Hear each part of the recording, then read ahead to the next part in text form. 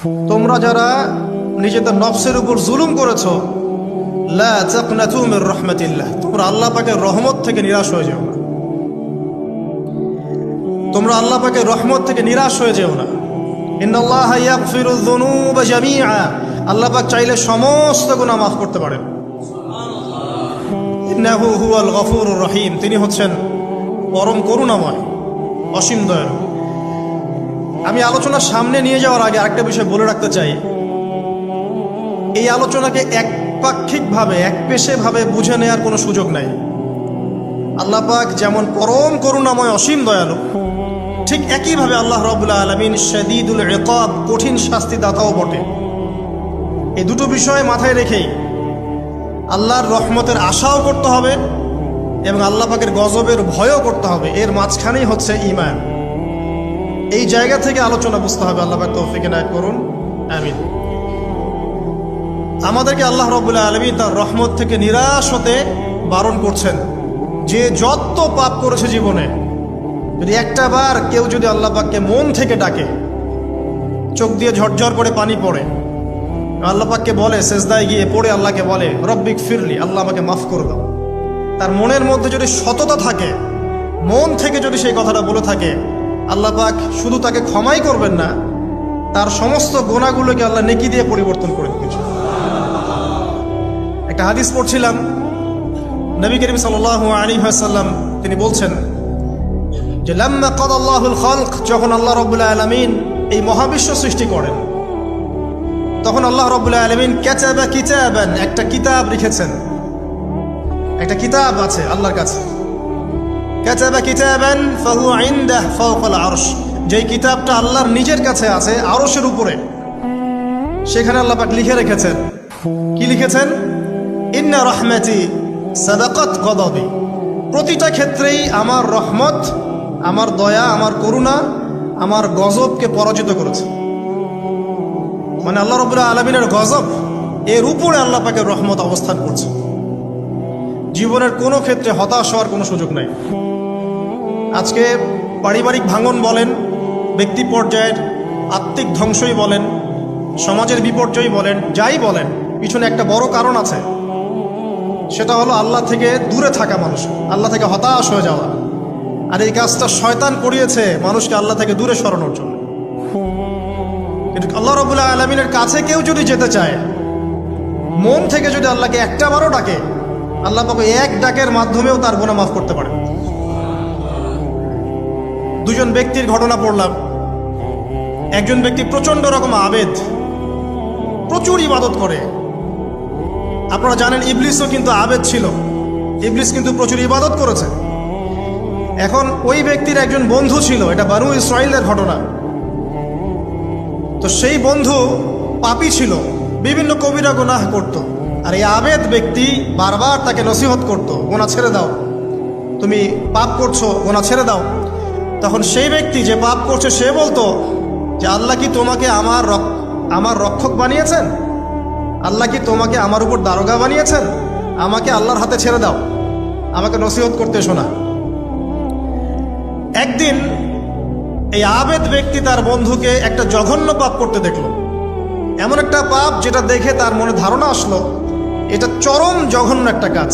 তখন সে মুখ ফসকে বলে ফেলল যে আল্লাহ তোকে আর মাফ করবে না, আল্লাহ তোকে জান্নাত দিবে না। আল্লাহ রাব্বুল আলামিন মালাকুল মউতকে এই দুজনের কাছে পাঠালেন, দুজনের রূহকে কবজ করা হলো। এবার আল্লাহ পাক তার সামনে তাদেরকে উপস্থাপন করে বললেন যে তোমাকে আমার রহমত সম্পর্কে কে গ্যারান্টি দিয়েছে যে আমি কাউকে রহমত করব কি করব না? যাও, আমি তোমাকে জাহান্নামে পাঠালাম, ওই ব্যক্তি যে আমার রহমত প্রত্যাশা করেছে আমি তাকে জান্নাত দিয়ে দিলাম। দেখুন, এই হাদিসটা শুনলে মনে হয় বাহ্যিক হয়তো বা মুখের একটা কথার কারণেই সে জাহান্নামে চলে গেল। আসলে বিষয়টা এমন নয়। বিষয়টা আমি আপনাকে বোঝাচ্ছি। বিষয়টা হচ্ছে ইবলিসের মতো। ইবলিস কিন্তু শুধু মন থেকেই বলেনি যে খলাকতানি মিন নার ওয়া খলাকতাহু মিন তিন, আমি কেন তাকে সেজদা করব আদমকে? আদম তো মাটির তৈরি আর আমি তো আগুনের তৈরি। এটা ইবলিসের শুধু মৌখিক স্টেটমেন্ট ছিল না, কারণ কি ছিল? আবা ওয়াস্তাকবার, সে উদ্ধত হয়েছিল, অহংকার প্রদর্শন করেছিল। ভিতর থেকে ইন্টারনালি সে অহংকারী ছিল, সে আন্ডার এস্টিমেট করে কথাটা বলেছে, শুধু মৌখিকভাবে বলে নাই। কিন্তু ঠিক এই ব্যক্তির ঘটনা এমনই, সে মন থেকে অহংকারী হয়ে উঠেছিল, যদিও বা সে আবেদ ছিল। এখানে আমরা যারা প্র্যাকটিসিং মুসলিম হওয়ার চেষ্টা করছি, আমাদের জন্য এখানে নিদর্শন আছে। অচত নামাজ পড়েই ভেবে বসবেন না যে অনেক কিছু করে ফেলছি, এক চিল্লা দিয়ে মনে করে ফেলবেন না যে দিনের জন্য অনেক কিছু করে ফেলছি। একটা হজ করেছেন, ওমরা করেছেন, সিয়াম রেখেছেন, দিনের জন্য দান সদকা করেছেন, একটা মাদ্রাসা মসজিদ করেছেন, ভেবে বসবেন না আপনি সব অনেক কিছু করে ফেলেছেন এবং অন্যরা সব ককরোচ তেলাপোকা, ওরা জাহান্নামে যাবে, এমনটা মনে করবেন। জানি না আমরা যে কার আমলের কতটুকু আল্লাহর কাছে কবুল হচ্ছে। তো এখানে এই ব্যক্তির সমস্যা ছিল এই, সে নিজের আমলটাকে অনেক ভারী মনে করছিল এবং সে স্টেটমেন্ট দিয়ে ফেললো যে তোকে আল্লাহ পাক মাফ করবে না। এই একটা কথা মন থেকে বলার কারণে তার ইহকাল পরকাল দুটা বরবাদ হয়ে গেল, সে জাহান্নামে চলে গেল। ঠিক আরেক ব্যক্তির ঘটনা আছে এমন, এগুলো সবগুলো রেফারেন্স আছে। এক ব্যক্তি প্রচুর ইবাদত করত, আল্লাহ পাক তার ইবাদত করার জন্যে পাহাড়ের চূড়ায় একটা সুন্দর ব্যবস্থাও করে দিয়েছিলেন, সেখানে ডালিম গাছ হতো, ঝর্ণা আসতো, খাবারের কোনো অভাব নাই। হাদিস এসেছে 500 বছর সে ইবাদত করেছে। কত বছর?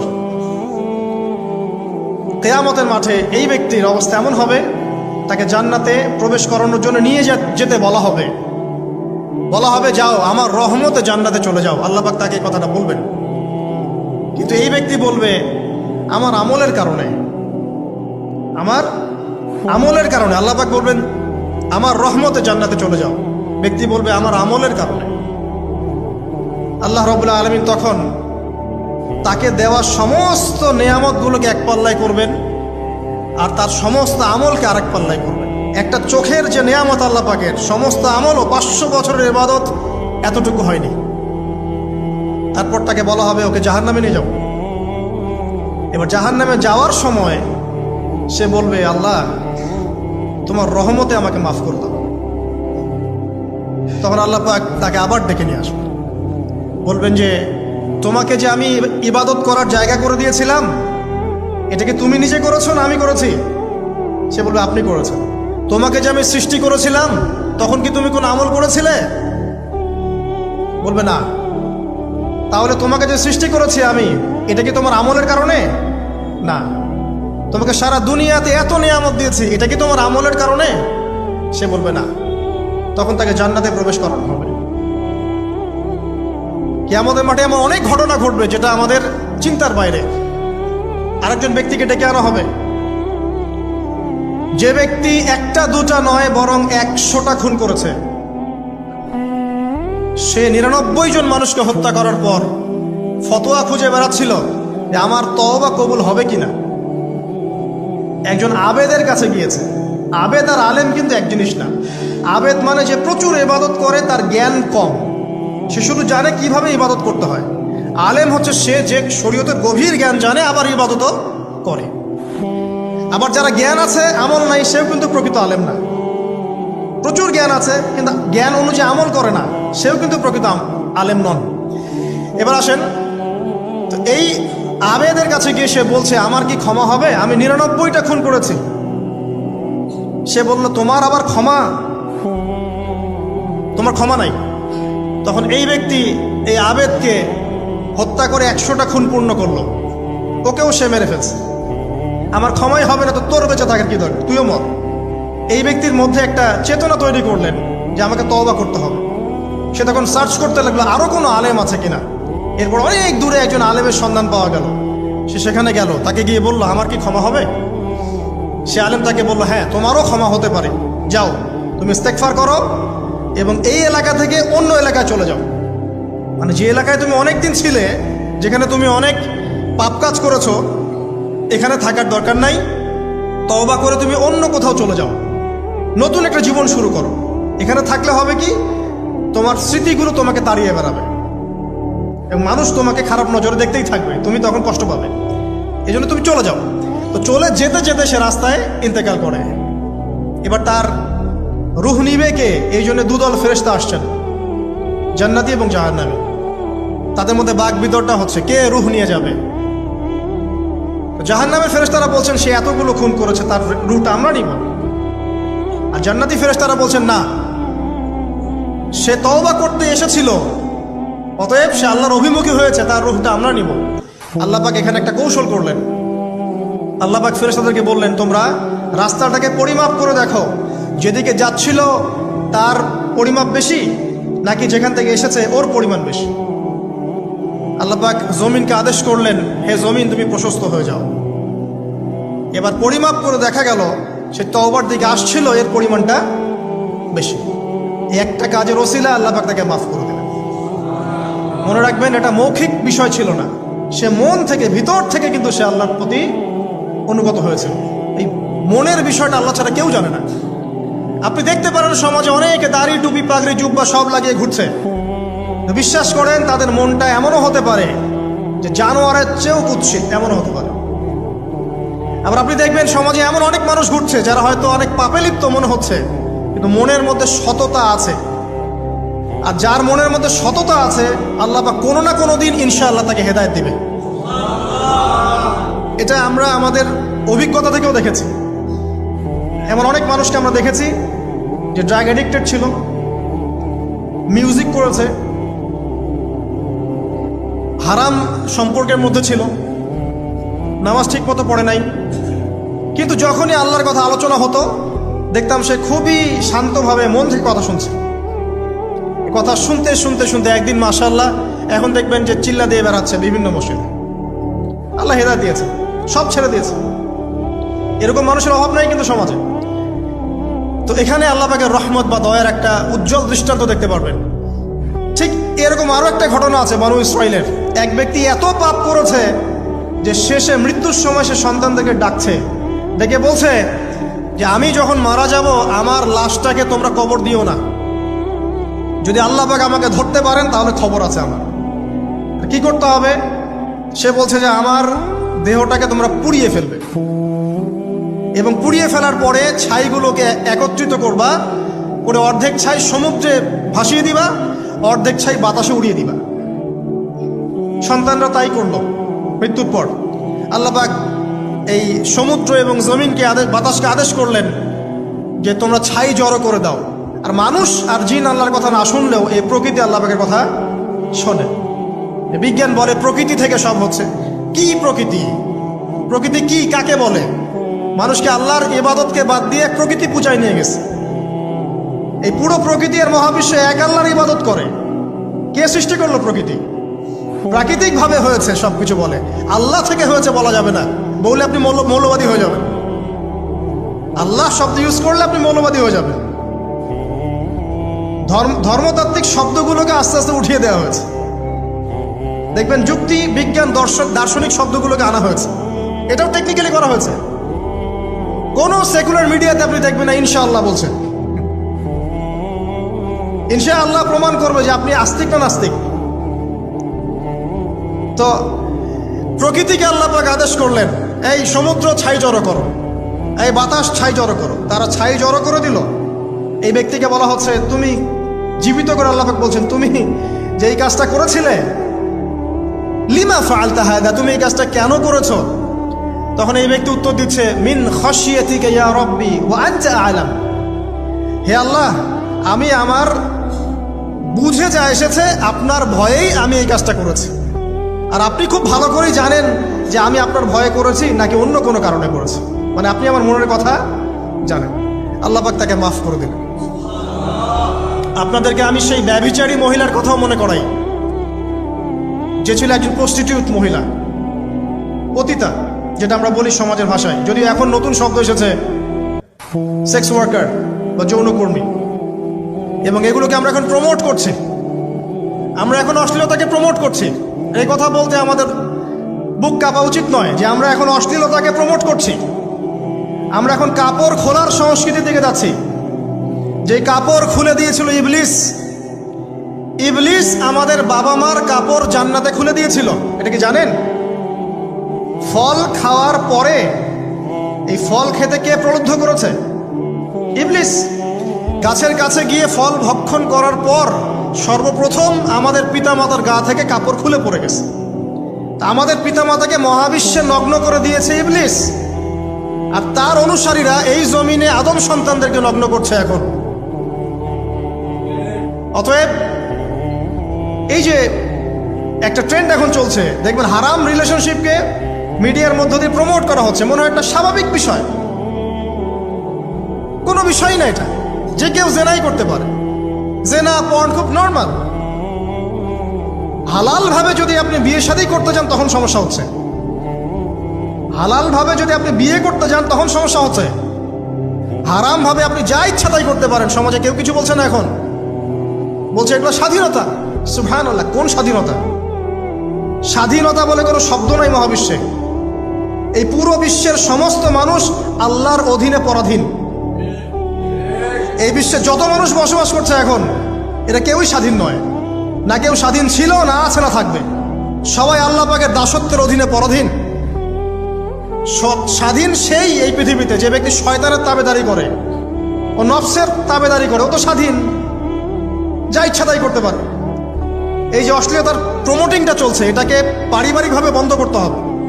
আল্লাহ পাক আমাদেরকে বোঝার তৌফিক দান করুন। এগুলো যত বাড়বে সমাজে মহামারী আসবে, দেখে নিয়ে মহামারী আসবে, দুর্ভিক্ষ আসবে, সমাজে এমন সব রোগ ব্যাধির জন্ম হবে যেগুলো নামও শোনে নাই মানুষ কখনো, এবং সামনে ভূমিধস অপেক্ষা করছে, এগুলো আসবে। যাই হোক, ওই মহিলা, যে ব্যক্তি একজন যৌনকর্মী ছিল, বা যেটা আমরা বলি ব্যভিচারিণী মহিলা ছিল, একটা কুকুরকে দেখেছে সে পানি পান করার জন্য তৃষ্ণার্ত, সে এটাতে মায়া করে, দয়া করে তার মোজাটাকে নামিয়ে এই কূপ থেকে পানি উঠিয়ে কুকুরকে পান করিয়েছে। এই একটা কাজের বদৌলতে আল্লাহ রাব্বুল আলামিন এই ব্যভিচারী মহিলাকে মাফ করে জান্নাত দিয়ে দিয়েছে। হাদিস এটাও এসেছে, নবী সাল্লাল্লাহু আলাইহি ওয়াসাল্লাম বলেছেন, ইরহামু মান ফিল আরদ, তোমরা সবাই জমিনবাসীর প্রতি রহম করো। জমিনে মুসলিমই থাকতে হবে, তাদের প্রতি রহম করতে হবে এমন নয়, জমিনবাসী যারাই আছে সবার প্রতি রহম করো, জাতি ধর্ম বর্ণ নির্বিশেষে, এমনকি পশু পাখির প্রতিও দয়া করো। ইরহামু মান ফিল আরদ, জমিনে যারা আছে সবার প্রতি রহম করো। ইয়ারহামুকুম মান ফিস সামা, যিনি আসমানে আছেন তিনি তোমাদের প্রতি রহম করবেন ইনশাআল্লাহ। ইসলাম এই কথাগুলো বলেছে 1400 বছর আগে। আজকের এই বিশ্বের সোকল্ড এই মডার্ন বিশ্বে, যেখানে মানুষের রক্তের কোনো দাম নাই, সেখানে ইসলাম পশু পাখির অধিকার নিয়ে কথা বলেছে 1400 বছর আগে। কাদেরকে কি শিখাতে আসেন? কোরআন এবং সুন্নাহর বাইরে অভ্রান্ত সত্যের কোনো উৎস আছে? এখানে যা আছে তাই চূড়ান্ত। মানতে চাইলে মানেন, না মানতে চাইলে জাহান্নামে যান, কেউ তো বাধ্য করছে না। লাকুম দীনুকুম ওয়ালিয়া দিন।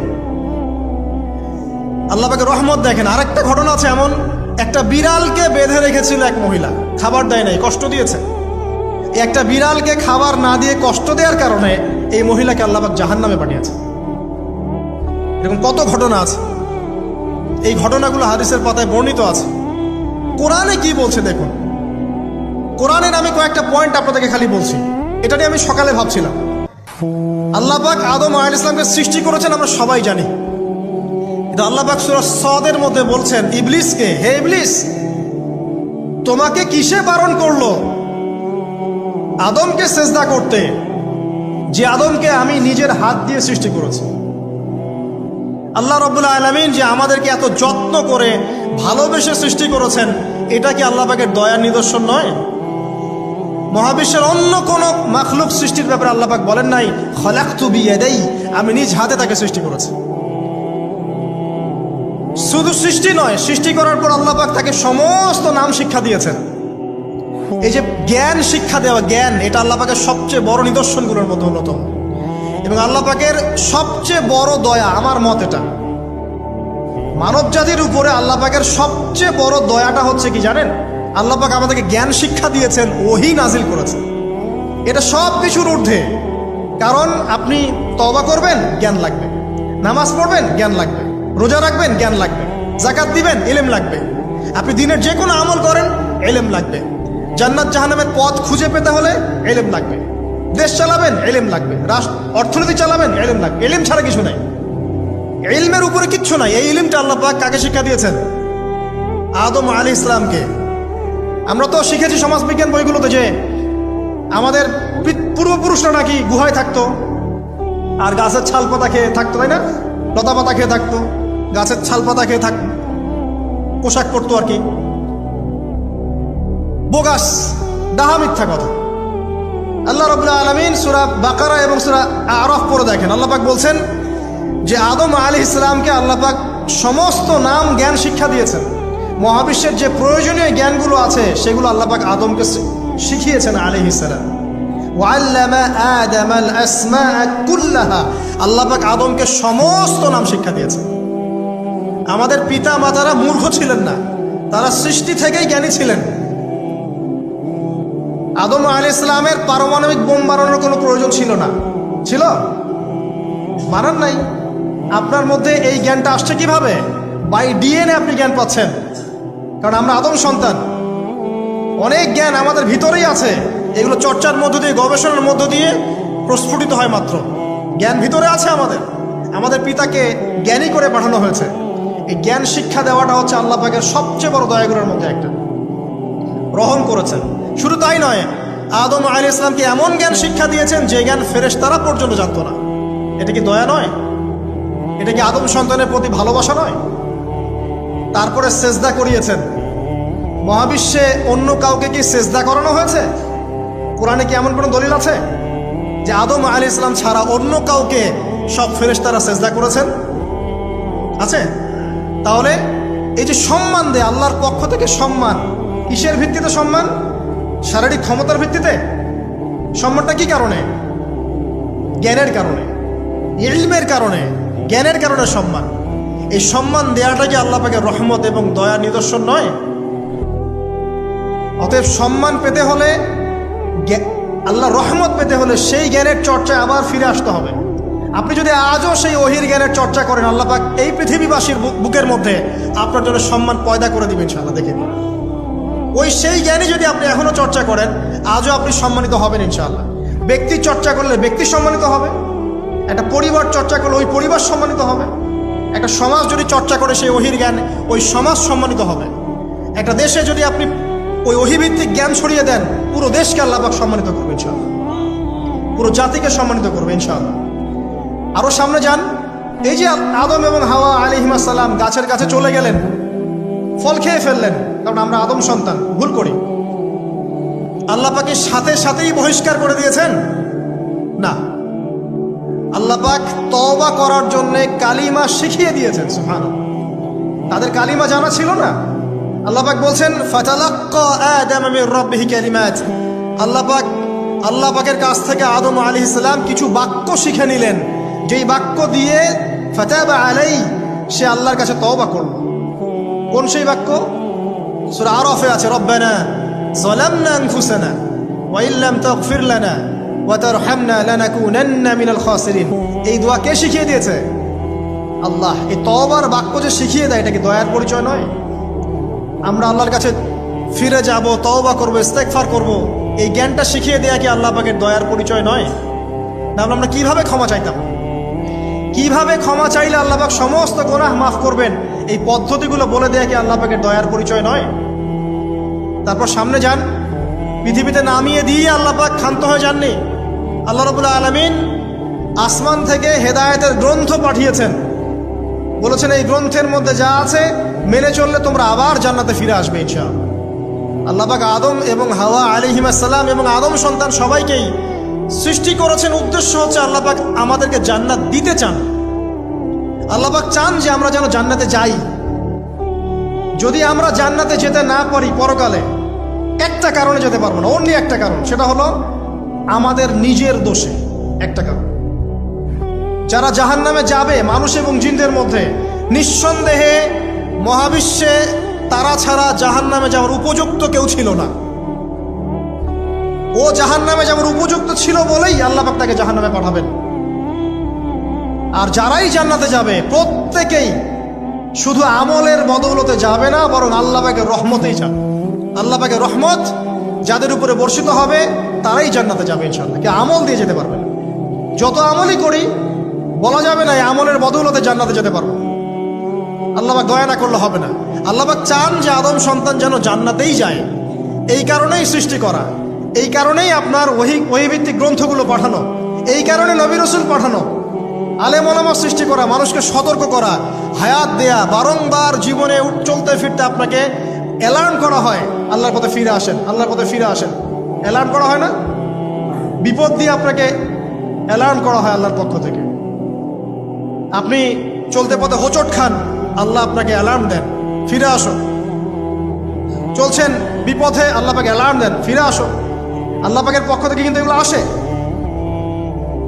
অদ্ভুত একটা হাদিস বললাম, অদ্ভুত বলতে বলছি অ্যামেজিং হাদিস, যে একজন সাহাবী বলছেন, সালমান রাদিয়াল্লাহু আনহু, তিনি বলছেন যে যখন মুমিনের উপর বিপদ আপদ বালা মুসিবত আসে, তখন মুমিনের এই বিপদ আপদ বালা মুসিবত রোগ শোকের বদৌলতে আল্লাহ পাক তার গুনাহগুলোকে মাফ করে দেন এবং তার মর্যাদাকে বাড়িয়ে দেন, এবং সে আল্লাহর দিকে ফিরে আসার অনুশোচনা করার সুযোগ পায়।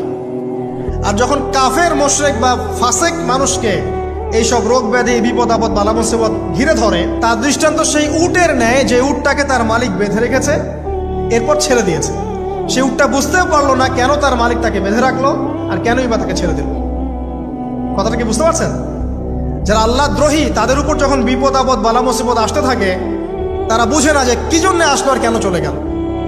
কিন্তু মুমিন ব্যক্তি যারা মুসলিম, আল্লাহর অনুগত, তাদের বিষয়টা হচ্ছে এমন, বিপদ আপদ বালা মুসিবত রোগ ব্যাধি তাদেরকে আল্লাহর দিকে ফিরিয়ে নিয়ে আসবে। দেখুন, এই যে পৃথিবীতে নামিয়ে দেয়া, এরপর আল্লাহর পক্ষ থেকে ঐশী গ্রন্থগুলো পাঠানো, নবী রসুল পাঠানো, আলেম ওলামা পাঠানো, আপনাকে হায়াত দেয়া, আপনাকে রিজিক দেয়া, এই শ্বাস নেওয়ার ক্ষমতা দেয়া, আপনাকে জ্ঞান বুদ্ধি দেয়া, বিবেক দেয়া, যে আমি তার পাশে লাউ গাছ উৎপন্ন করলাম। কোন গাছ? খেতে পারেন, এর শাক এবং এই যে ফল, এটার মধ্যে নিঃসন্দেহে এমন এমন কিছু উপাদান আছে যেটা হয়তো আমরা জানিও না, আবিষ্কার করা হয়নি। তিনি সুস্থ হয়ে গেলেন, আলহামদুলিল্লাহ। কোথায় যাবেন? যে কোনো জায়গায় যান। নবী ঈসা আলাইহিস সালামকে চতুর্দিক থেকে আক্রমণ করছে ইহুদিরা। আল্লাহ রাব্বুল আলামিন তাকে এমন হেফাজত করলেন, তার কাছে তাকে উঠিয়ে নিলেন। এটা কি দয়ার পরিচয় নয়? এই যে একটু আগে তেলাওয়াত করলো শুরুর আগে, নবী মূসা আলাইহিস সালামের ঘটনা। বনু ইসরাইল একটার পর একটা অবাধ্যতা করেই গেছে। আল্লাহ পাক তারপরেও তাদের কাছে নবী পাঠিয়েছেন, নবী মূসাকে পাঠিয়েছেন। ফেরাউনের মতো জালেম শাসকের হাত থেকে বনু ইসরাইলকে আল্লাহ পাক উদ্ধার করেছেন। এটা কি দয়ার পরিচয় নয়? নবী মূসা আলাইহিস সালাম গাছের নিচে বসে আছেন, খাবার নাই, বাসস্থান নাই, কিচ্ছু নাই, বরং তার গায়ে একটা অপবাদ দেওয়া হয়েছে যে তিনি নাকি একজন মানুষকে খুন করেছেন, অথচ তার ইন্টেনশন সেটা ছিল না। তিনি একটা ঘুষি দিয়েছেন লড়াই থামানোর জন্য, ওই এক ঘুষিতেই সেই ব্যক্তি ডেড।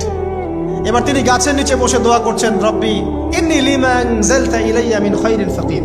আল্লাহ, আমি নিঃস্ব অসহায় হয়ে এখানে বসে আছি, তুমি আমার উপর তোমার যে রহমত পাঠাবে আমি তার ভিখারি হয়ে বসে আছি। দোয়া করার সাথে সাথেই ওই শুআয়ব আলাইহিস সালামের মেয়ে হেঁটে হেঁটে চলে আসলো। তিনি স্ত্রী পেলেন, তিনি শ্বশুর পেলেন, একজন নবী পরিবার পেলেন, বাসস্থান পেলেন, চাকরি পর্যন্ত পেলেন। 8 বছর তিনি রাখালি করেছেন শুআয়ব আলাইহিস সালামের ফার্মের মধ্যে। দয়া মুহূর্তেই চলে আসবে, শুধু আল্লাহর দিকে অভিমুখী হলেই হয়, এগুলো দয়া।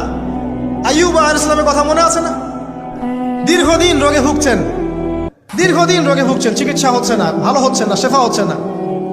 এখানে যারা আধ্যাত্মিকত্ব নিয়ে পড়াশোনা করেন, লেখালেখি করেন, তারা বলেছেন তাদের কিছু কিতাবের মধ্যে, রোগটা যখন এমন একটা পর্যায়ে চলে আসলো যে তিনি জিহ্বাটা নড়াতে পারছেন না, কারণ তিনি আল্লাহ পাকের জিকির করতে প্রচণ্ড ভালোবাসতেন। এক পর্যায়ে রোগটা এমন একটা জায়গায় চলে আসলো যে জিহ্বাটা তিনি নড়াতে কষ্ট হচ্ছে।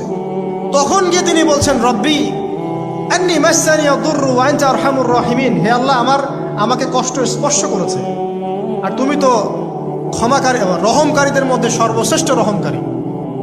আমি জিকির করতে পর্যন্ত পারছি না, আল্লাহ আমার রোগটা শেফা দিয়ে দাও। বলার সাথে সাথে আল্লাহ রাব্বুল আলামিন প্রস্রবণ ঝর্ণা তৈরি করলেন, এখানে গোসল করো, শেফা হয়ে গেল। এগুলো কি রহমতের পরিচয় নয়? এখানে এক্সট্রা স্কলার এমনও বলেছেন, আজকে আমরা যারা বাহ্যিক সৌন্দর্য নিয়ে বেশি গর্ব করি আর কি, আত্মিক সৌন্দর্যের চাইতে বাহ্যিক সৌন্দর্য নিয়ে যারা বেশি গর্ব করি, যদি আল্লাহ পাক আমাদের পোশাকটাকে পরিবর্তন করে দেন, আত্মাটাকে দেহের পোশাক দেন আর দেহটাকে আত্মার পোশাক বানায় দেন, তাহলে দুর্গন্ধে কি আমাদের সামনে আসতে যাবে না। কথা আপনারা বুঝতে পারছেন না? আইয়ুব আলাইহিস সালামের আত্মাটা ছিল পবিত্র, পরিশুদ্ধ, তার দেহের মধ্যে রোগ হয়েছিল। আর এই পুরো বিশ্বের ম্যাক্সিমাম লোকের মানুষের রোগ এখন আত্মায়, দেহে নয়। আবার বলছি, হয়তো বুঝতে পারছেন না। আইয়ুব আলাইহিস সালামের রোগটা হয়েছিল দেহে, দেহে বাইরে। তার আত্মা ছিল পবিত্র, পরিশুদ্ধ আত্মা। দেহের রোগের একটা পর্যায়ে যখন জিহ্বাটায় ইফেক্ট হলো, তখন জিকির করতে তার কষ্ট হচ্ছে, তখন তিনি দোয়া করছেন, আল্লাহ আমার এই রোগটাকে শেফা দিয়ে দাও। আর এখনকার পুরো জেনারেশন, এই সভ্যতার রোগ হচ্ছে ভিতরে, ভিতরে আত্মায়। দেহের রোগের চাইতে তার আত্মার রোগটা বেশি। এখন এই আত্মাটাকে যদি দেহ বানিয়ে দেওয়া হয় আর দেহটাকে আত্মার পোশাক পরিয়ে দেওয়া হয়, দুর্গন্ধে কেউ সামনে আসতে চাবে না। তাই আইয়ুব আলাইহিস সালামের সেই দোয়া এখন আমাদের বেশি করা উচিত। রব্বি আন্নী মাসানিয়া দুররু ওয়া আনতা আরহামুর রাহিমিন। আল্লাহ, আমাদের আত্মায় রোগ এসেছে, এটাকে তুমি শেফা দাও। দেহের রোগ লেস ইম্পর্টেন্ট, আত্মার রোগটা বেশি ইম্পর্টেন্ট। এরকম নিদর্শন কোরআনের পাতায় পাতায় ছড়িয়ে আছে।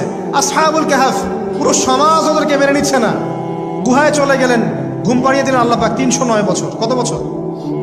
309 বছর একটা দোয়ার বদৌলতে। তারা বলেছিল, রব্বানা আতিনা মিন লাদুনকা রাহমা ওয়া হাইয়্ লানা মিন আমরিনা রাশাদা। আল্লাহ পাক শুধু ঘুম পাড়িয়ে রাখলেন না, তাদের মধ্য দিয়ে আল্লাহ পাক পুরো একটা সভ্যতাকে হেদায়েত করে দিলেন। যে সভ্যতা বিশ্বাস করতো না যে পরকাল বলে কিছু আছে, দাকিয়ানুস বাদশার সেই জুলুম থেকে আল্লাহ পাক এই 10 জন বা 9 জন যুবককে বাঁচালেন। ওদেরকে কিয়ামত পর্যন্ত কোরআনের পাতায় স্থান দিলেন, নিদর্শন বানালেন, এবং তাদের মধ্য দিয়ে একটা পুরো সভ্যতাকে হেদায়েত দিলেন। যেখানে যাবেন এই নিদর্শন। আর কার কথা বলবো? যুলকারনাইন, মনে আছে? কোন সূরা আছে যুলকারনাইনের কথা? সূরা কাহাফ।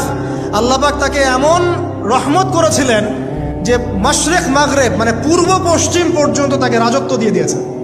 আজকে তো আমরা এই সামান্য একটু ক্ষমতা পেলেই আমাদের কেউ চেনে না, গায়ে হাতি দেওয়া যায় না, ঠিক আছে? মানে তখন সে নিজেকে মনে করে যে সে এই পৃথিবীর সবকিছু, বাকি মানুষ আর মানুষ না। ক্ষণস্থায়ী সামান্য একটু ক্ষমতা দিয়ে দেখবেন আমাদের অবস্থা খারাপ।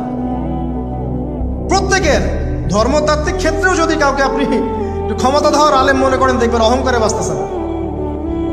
কারো একটু পপুলারিটি হয়ে গেছে, দেখবেন অহংকারে বাঁচতেছেন।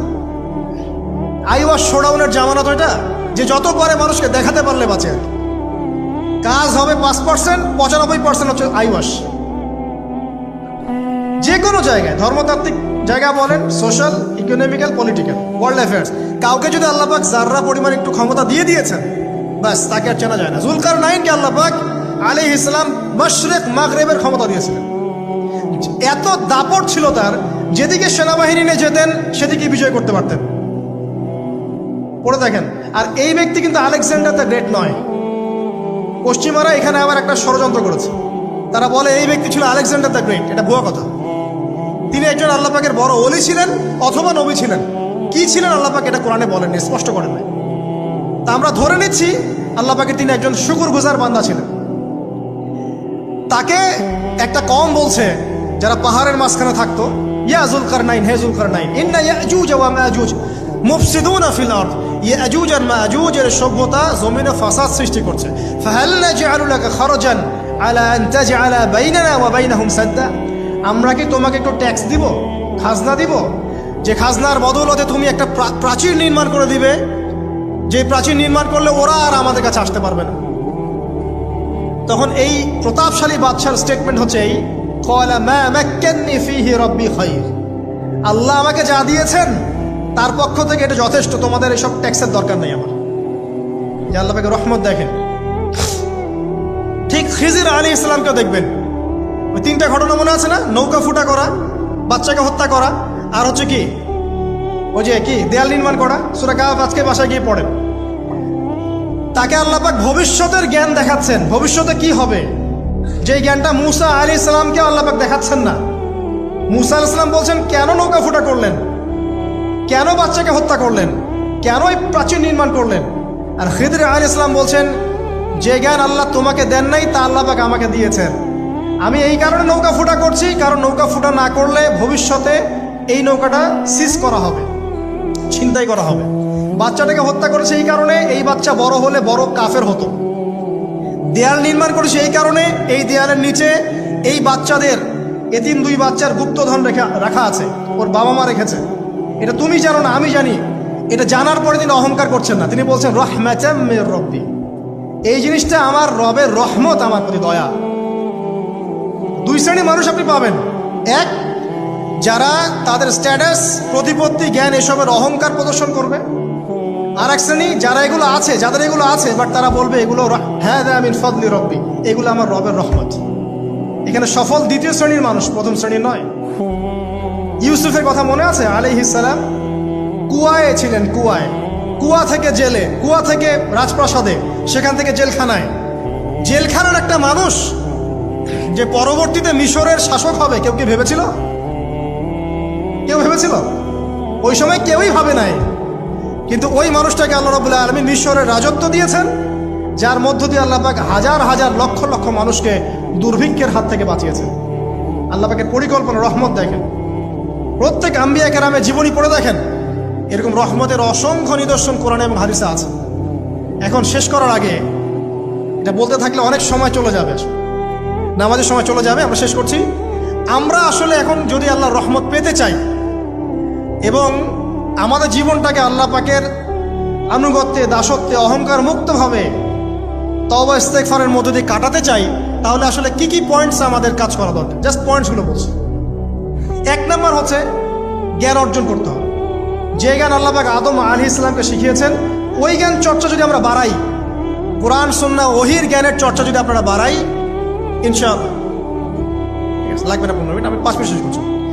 ওহীর জ্ঞানের চর্চা যদি আমরা বাড়িয়ে দেই, দেখবেন ইনশাআল্লাহ আল্লাহ পাক আপনার সম্মান, আপনার রিজিক, আপনার প্রতি করুণা, দয়া, মায়া, মহব্বত সব বাড়িয়ে দেবেন ইনশাআল্লাহ। এটা প্রথম পয়েন্ট। প্রিয় ভাইয়েরা, যারা আজকের লেকচার শুনছেন বা যারা পরবর্তীতে অনলাইনে শুনবেন, ওহীর জ্ঞানের চর্চা।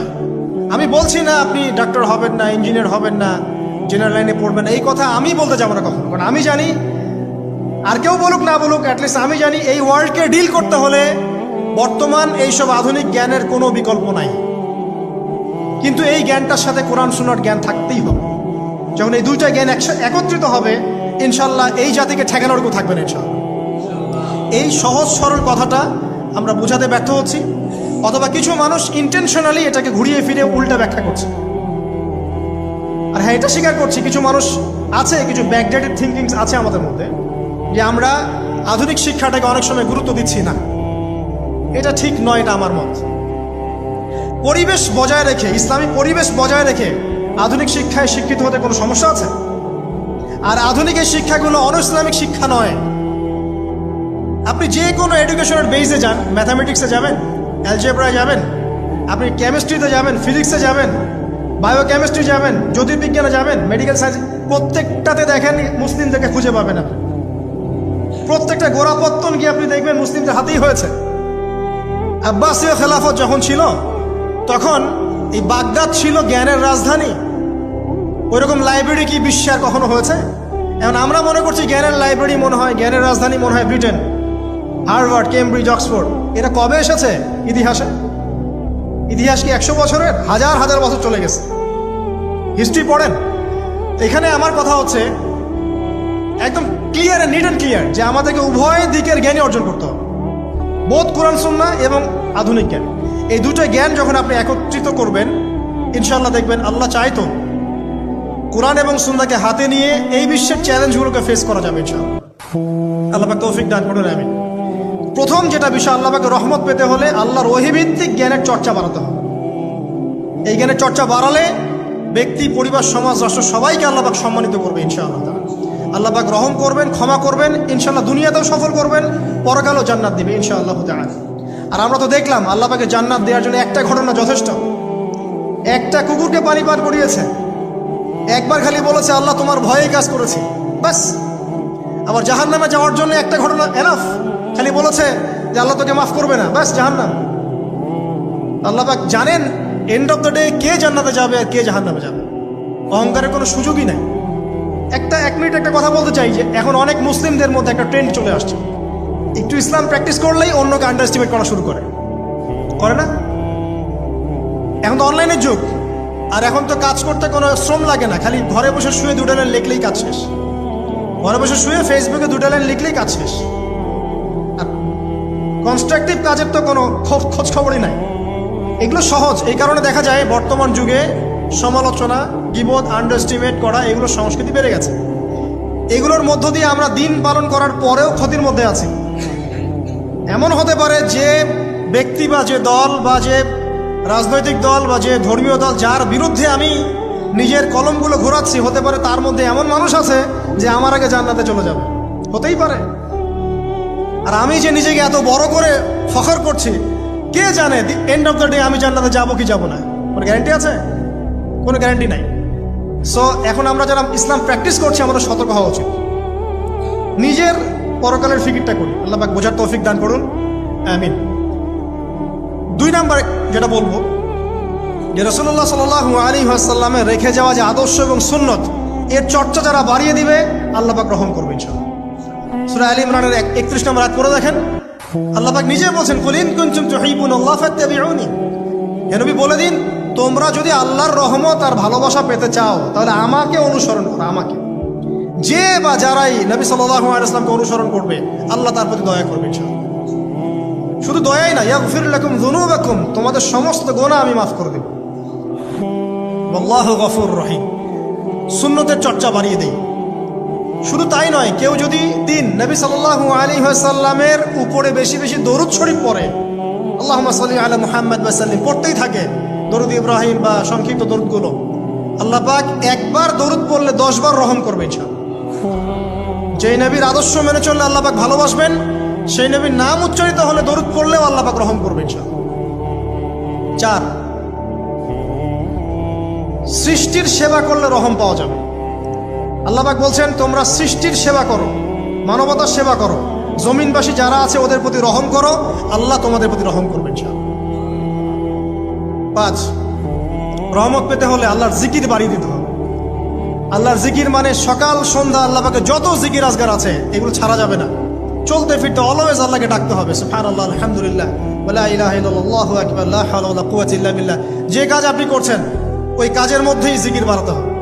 যে যত বেশি আল্লাহ পাকে জিকির করবে তার কলব তত জিন্দা থাকবে, এবং যার কলব জিন্দা থাকবে, যার কলবের মধ্যে নূর থাকবে, আল্লাহ পাকের নূর তার কলবে আসবে ইনশাআল্লাহ তাআলা। 6, বেশি বেশি কোরআন তেলাওয়াত বাড়িয়ে দিতে হবে। কোরআন তেলাওয়াত যারা বাড়িয়ে দিবে, এই কোরআনের বদৌলতে আল্লাহ পাক তার প্রতি রহম করবে ইনশাআল্লাহ। আরো বলবো 7 নাম্বার, যে সালাত এর কোনো বিকল্প নাই। নবী সাল্লাল্লাহু আলাইহি ওয়াসাল্লাম ইন্তেকালের আগ মুহূর্তে বলে যাচ্ছেন, আসসালাত ওয়াসসালাত ওয়া মা মালাকাত আইমানুকুম, নামাজের যত্ন নিও, নামাজের যত্ন নিও, আর তোমাদের অধীনস্থ যারা আছে ওদের ব্যাপারে খেয়াল রেখো। নামাজ নাই ইসলাম নাই, নামাজ আছে তো ইসলাম আছে।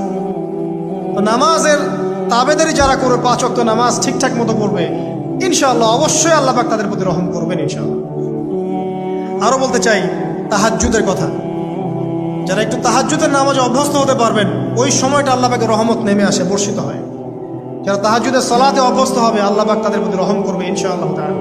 9 বলতে চাই দিনই মেহনত বাড়িয়ে দেওয়া। যাদের ফিকির দিনকে নিয়ে, কিভাবে আমি দিন পালন করব, কিভাবে দিনের প্রচার করব, দিনের জ্ঞান অর্জন করব, এর প্রসার ঘটাবো, দিনটাকে মানুষের কাছে পৌঁছে দেব, এই ফিকির যাদেরকে তাড়িয়ে বেড়ায়, ইনশাআল্লাহ আল্লাহ পাক ওদেরকে এই জমিনে রহম করবে ইনশাআল্লাহ।